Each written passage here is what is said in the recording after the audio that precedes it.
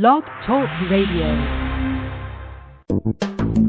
Welcome to the Institute for Personal Development, Kriya Yoga Ashram, where total consciousness is the new frontier.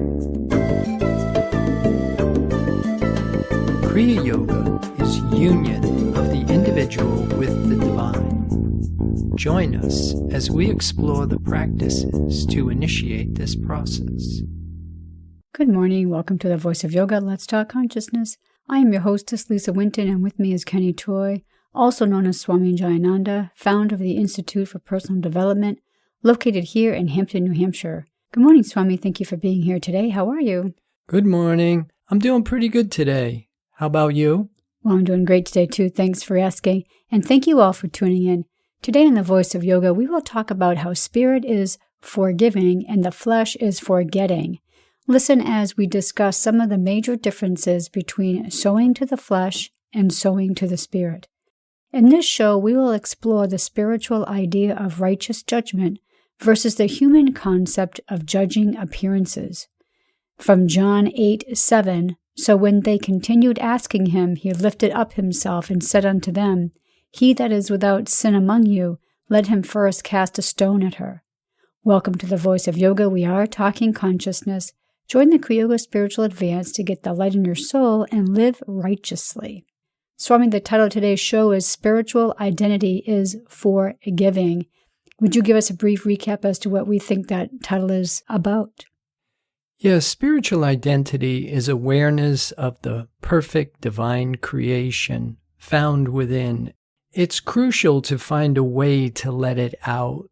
And the concept of forgiving, especially, say, for example, if you look in the dictionary, it talks about forgiving as follows. 1, to grant pardon for a remission of an offense, debt, etc. Absolve. 2, to give up all claim on account of, remit a debt, obligation. 3, to grant pardon to a person. 4, to cease to feel resentment against. 5, to forgive one's enemies. 6, to cancel an indebtedness or liability. 7, to forgive the interest owed on a loan. Okay, and so the human concept is based on duality. There must be two. In spiritual truth, there's only one.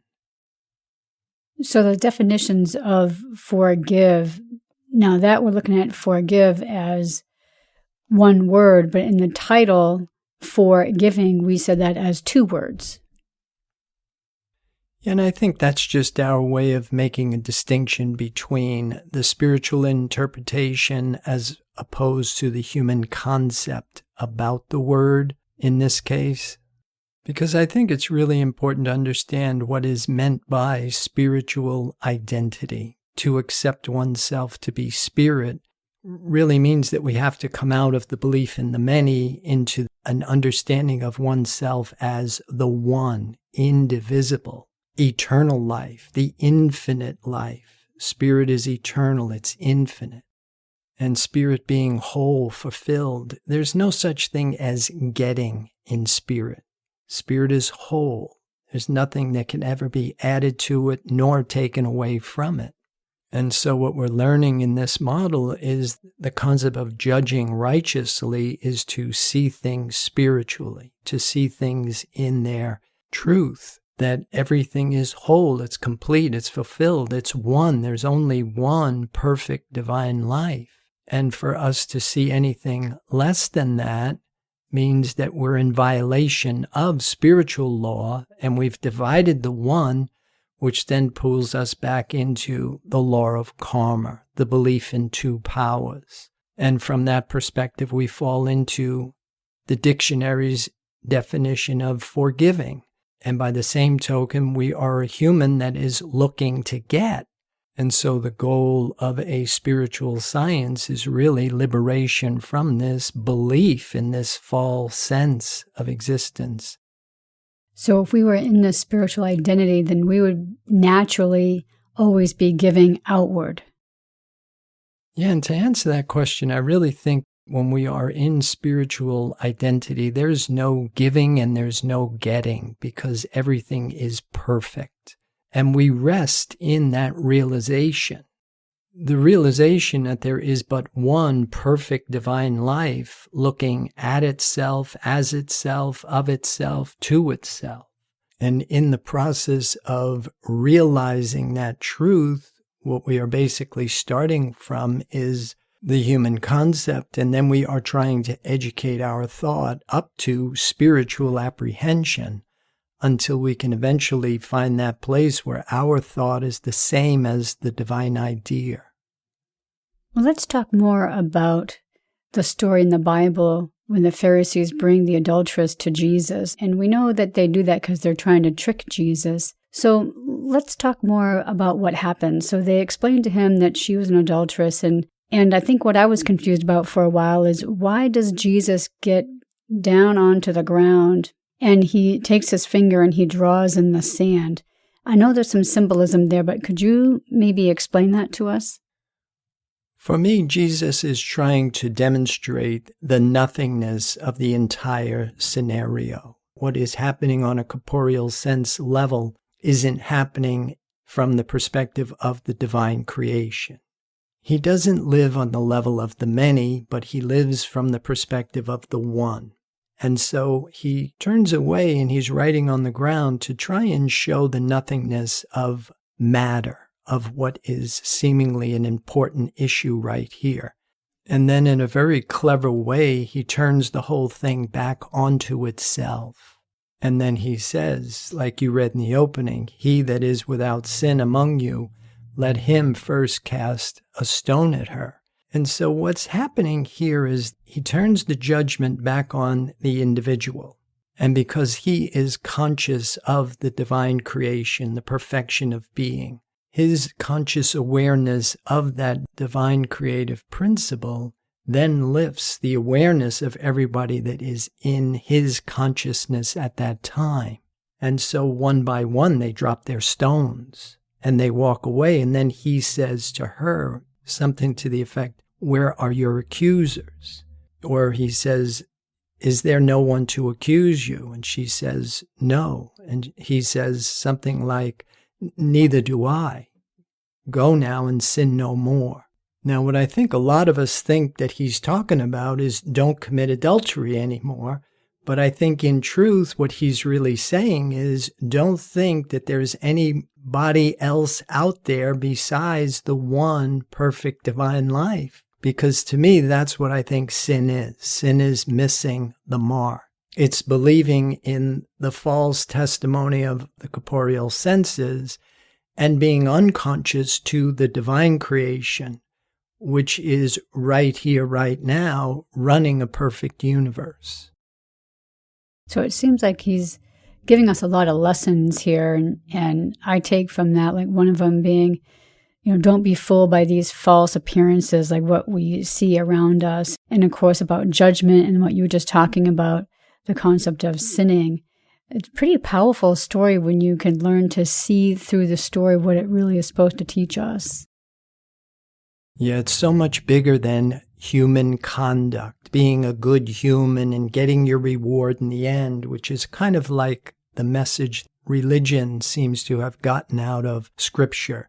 But as we unbox the message of the Christ found in divine science, you really see that it's very specific instruction to do something, and it's way beyond conduct. It's the revelation of a demonstrable principle. The divine creation is right here, it's right now. And what we have to do is get out of the false human recreation that is veiling our ability to perceive that perfection of being. So when you said earlier, in spiritual truth, there is only one, and spiritual identity is the acceptance of only one. Can we dig a little deeper with that? Yeah, in oneness, there is no offender and there is no forgiver, only the one perfect divine life, maintaining a perfect universe. And to support this statement, we have something from Herb Fitch in his La Jolla series, Class 4, and I'll read it. Because I live in the one will, I can form no opinion about another will. I cannot react to another will. It isn't happening. Remember that phrase. It cannot happen. It is impossible. Only the qualities of spirit can happen. Spirit is the one perfect divine life. But if you think there is a second will possible, then you're not in the consciousness of the one will. You're not in the consciousness of being spirit. And you're not living in the kingdom of heaven on earth. That's the end of the quote. I always like to go back to John 1:3. All things were made by him, and without him was not anything made that was made. And so when Herb says only the qualities of spirit can happen, that's what I think he's talking about. What God didn't make, which doesn't have the qualities of spirit, wasn't made, which really means that it wasn't made in the divine creation. That is made only in the human mental recreation.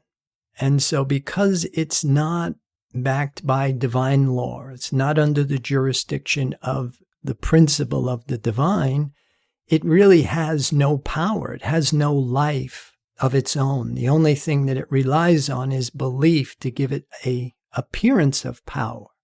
And so we're learning to be conscious of the divine creation, the invisible, intangible, omnipresence that's right here, it's right now.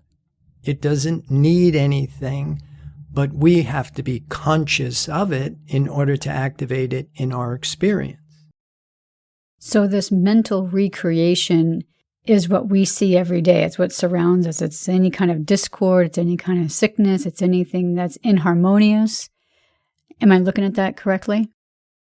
Well, it's the good and the bad. It's even the harmony. When it's reporting in your material senses is still a mental image. But what we're understanding is the more divinely mental the image, the more harmonious and indestructible it will appear. All the good, beautiful, and true attributes belong to the divine, but the mental image is always a mental image. It's never the truth of being. Well, when Herb Fitch says it cannot happen, it is impossible, what exactly is he referring to? What does that mean? Well, I think he was referring to that 1 John 3. What God didn't make wasn't made.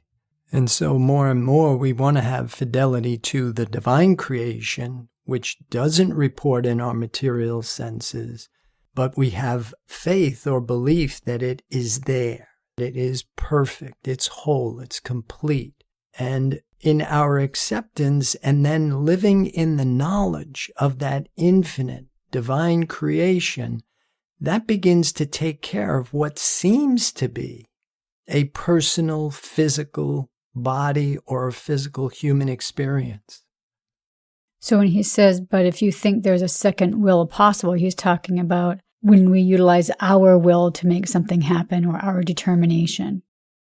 Well, what he's really saying, if you divide the one into two, which is what we say, we never divide the one into two, nor do we reduce it to zero. It's not no self, it's one self, one perfect divine life. And we accept that as our identity, running a perfect universe. And without trying, striving, struggling, planning, or seeking, we rest in that knowledge. And we surrender personal will, personal sense, and we just let that divine creative principle express itself through us as us. So he's saying that through the resting and through the surrendering, that's when we will be living in the kingdom of heaven on earth? Provided that we are conscious of the divine creation and we don't just think we're conscious of the divine creation. So we're going to pause right here to hear a word from our sponsors. So listeners, we'll be back with you in just a few moments. That's me. Or, it's like you wake up one morning, it's like, you know what? I'm tired. Kriya Yoga Theory 2 is a unique and revolutionary practice and forum designed to facilitate the growth process in human development. Apotheosis is a real experience and has an evidence procedure.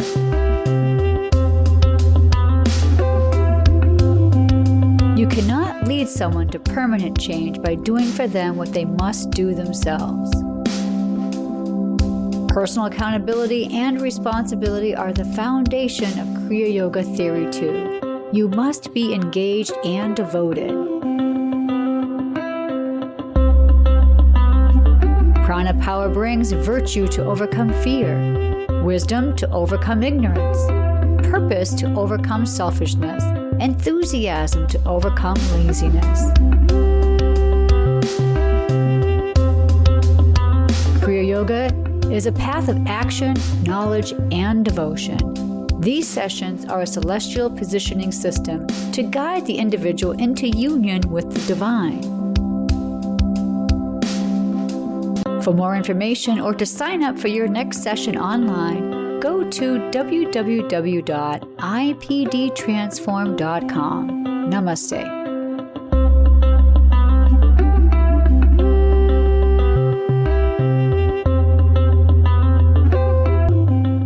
Welcome back. For those who are just joining us, you're listening to The Voice of Yoga, and we are talking consciousness. So, Swami, my question to you is, how do we know the difference if we're thinking about this divine consciousness or that we know the divine consciousness? Now, I really think we have to rely on the testimony of our senses. Like we said, if what is appearing in our corporeal senses does not have divine qualities. So say, for example, I'll read this from Herb Fitch in his La Jolla series. This was class 4B, and I'll read it. Spirit is never unhealthy. You can never be unhealthy and be the Spirit of God. You are the Spirit of God, therefore you can never be unhealthy. To accept a lack of health is to deny your spiritual identity. To accept spiritual identity is to remove all possibilities of lack of health. And that's the end of what I read. And so what we're calling spirit, the divine creative principle, is a law. It's a demonstrable principle. And if we are conscious of it, then it must resolve things into thoughts and exchange the objects of sense for the divine idea, which to corporeal sense will reveal itself as what we commonly call a healing or a miracle. But if we just think we're spiritual and we're still in that human mental mind that is creating the false sense of existence, then it doesn't prove out, it doesn't demonstrate, because you haven't graduated from material law to spiritual law. And it is spirit that has the power.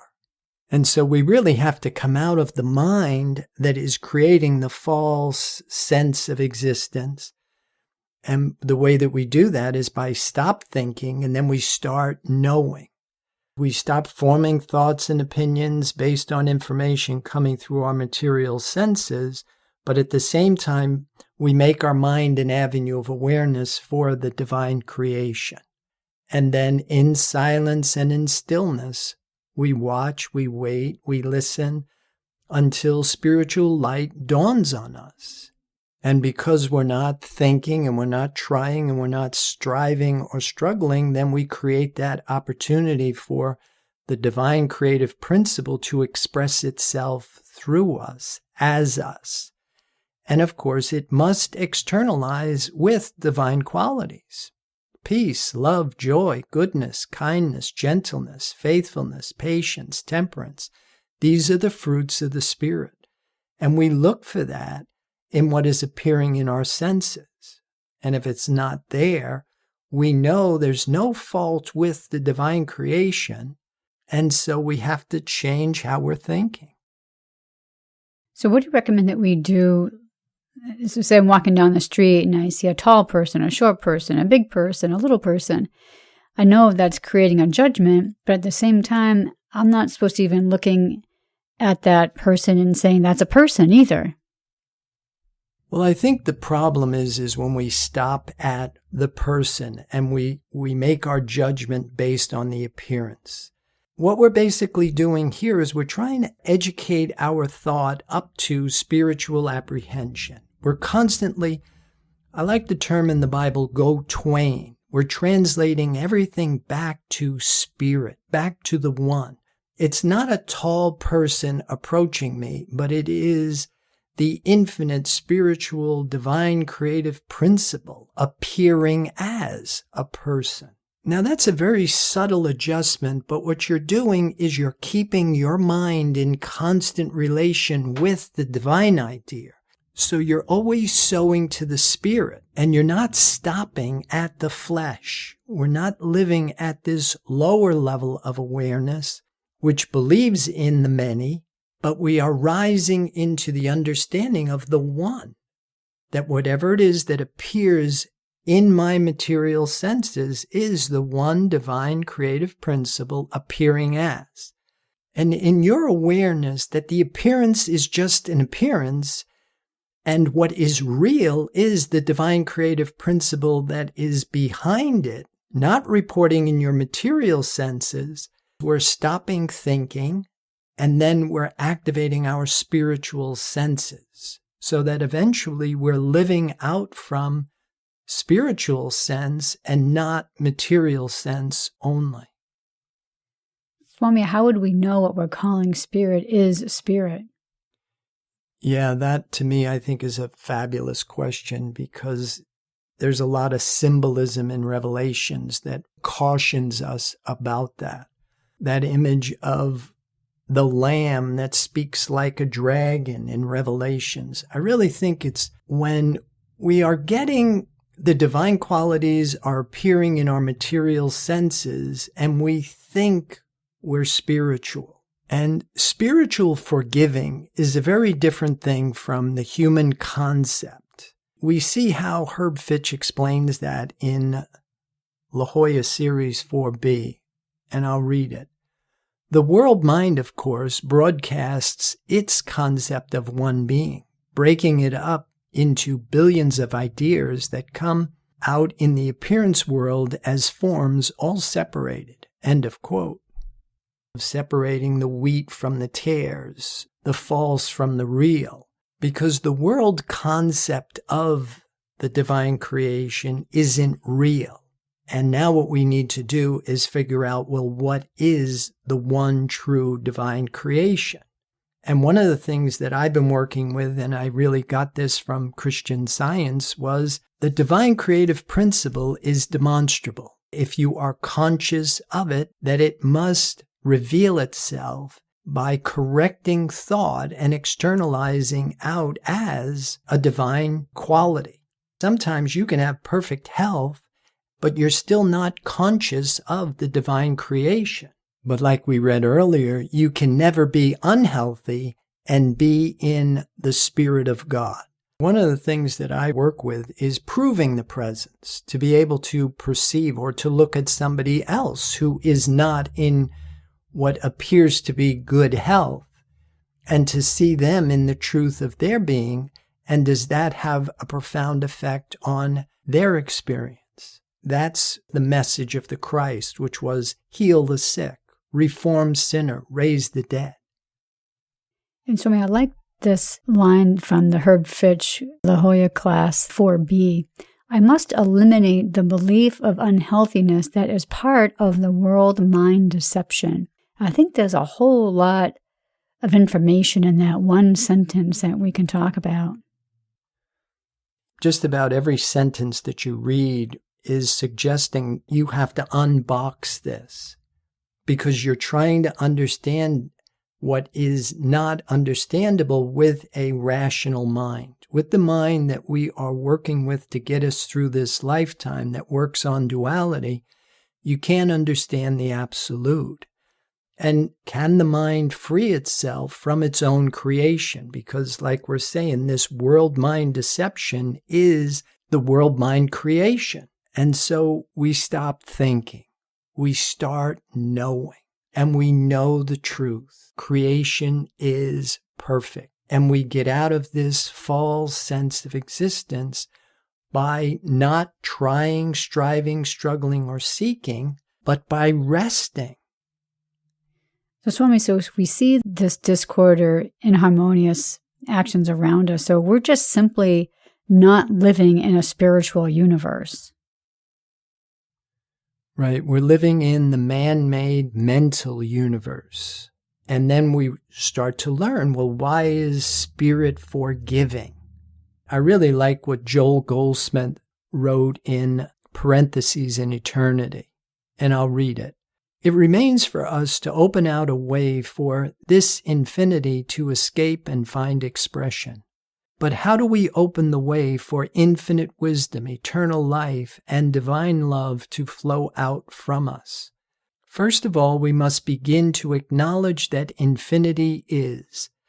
And if we acknowledge that it already is and is within us, we should give up all attempts to get or achieve anything from outside ourselves. Instead, we should center our attention on letting it escape from within our own being. Then every time that we close our eyes, even if it's only for 15 seconds, it is to acknowledge the kingdom of God is within me. Lord, let it flow forth into expression. End of quote. Okay, now one of the things that we've been saying, spiritual identity is not divinity indwelling me, not the spirit of truth inside me, not me seeking the presence of spirit, but recognizing your being is the presence of spirit.